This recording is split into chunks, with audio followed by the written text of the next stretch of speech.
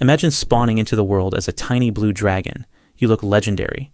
You have 6 wing-like arms, silver armor, and the color scheme of a max-level Pokemon. Surely you're the final boss of the ocean, except you're 3 centimeters long, you have no actual wings, and you're floating upside down because swimming apparently wasn't included in your character build. Welcome to life as a Blue Glaucus. And quick correction, despite being called the blue dragonfish, you're actually a sea slug, so before your life even begins, the internet has already misidentified you. Amazing start. You hatch from a tiny egg somewhere in the open ocean. No parents, no tutorial, no cozy coral reef, just you, the waves, and several million creatures, wondering whether you'd taste good with plankton. Your first ability is called surface tension. By swallowing air and storing it inside your stomach, you can float near the ocean's surface. Sounds useful, until you realize you're floating upside down. Your blue belly faces the sky, blending into the water when birds look down. Your silver back faces the depths, matching the bright surface when fish look up. This camouflage is genuinely cracked. Unfortunately, camouflage is your only defensive skill right now. Your movement speed is approximately plastic bag in a light breeze. You don't travel somewhere. Weather happens to you. The wind is your Uber driver, and it has a 1.2 star rating. Eventually, hunger activates. You search for beginner enemies, maybe microscopic prey, or something that can't fight back. Instead, the game places a Portuguese man-o-war directly in front of you. This creature has tentacles packed with venomous stinging cells. For most animals, touching it is an instant rage quit, but you're built different. Your jaws and protective tissues let you bite into its tentacles without taking the usual damage. You begin eating one of the ocean's most dangerous creatures like its spicy blue spaghetti.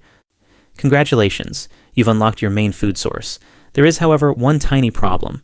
The man-o-war is much larger than you, and its tentacles can stretch for meters. Every meal is basically a boss battle, where the boss is 100 times your size and made entirely of weapons. You must carefully chew through the tentacles before reaching the soft body. One bad approach and you're not having dinner. You are dinner.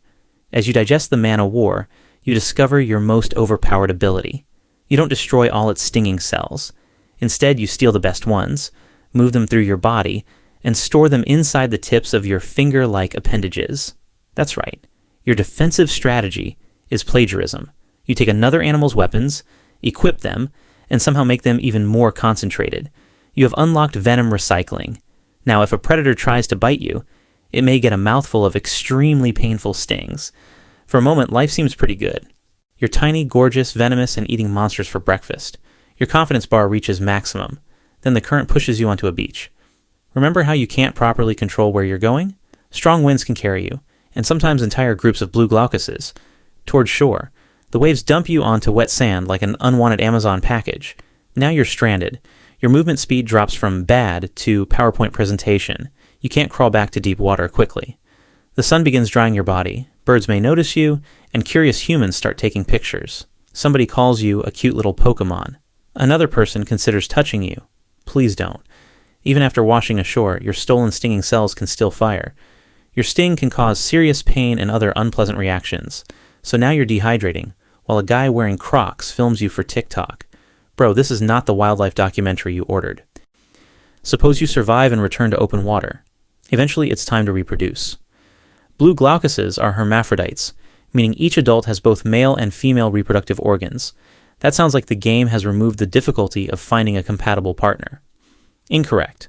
Because both animals carry venomous weapons around their bodies, mating requires careful positioning and a long reproductive structure that helps keep them at a safer distance. Even your romance mechanic has a poison damage zone. After mating, both partners can produce eggs. You attach strings of eggs to floating objects, or sometimes to the remains of your prey. Nothing says beautiful nursery, like hanging your children, from the half-eaten body of a venomous colony. Nature is wholesome like that. By adulthood, you've assembled an incredible character build. Camouflage, unlocked. Venom resistance, unlocked. Stolen weapons, unlocked. Dragon skin, absolutely unlocked, but your fundamental problems never disappear. You remain tiny. You're controlled by wind and currents. Your favorite meal can kill most creatures on contact. Cannibalism can occur when food is scarce, so even another blue glaucus may decide you look like a limited edition snack.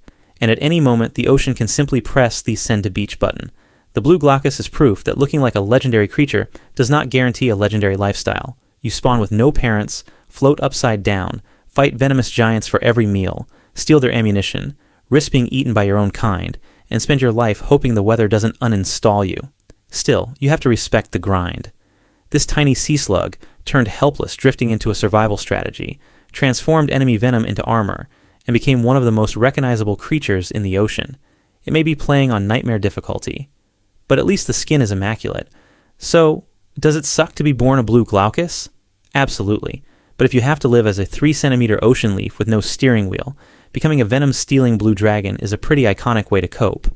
Like, subscribe, and tell me which animal should suffer through the next episode.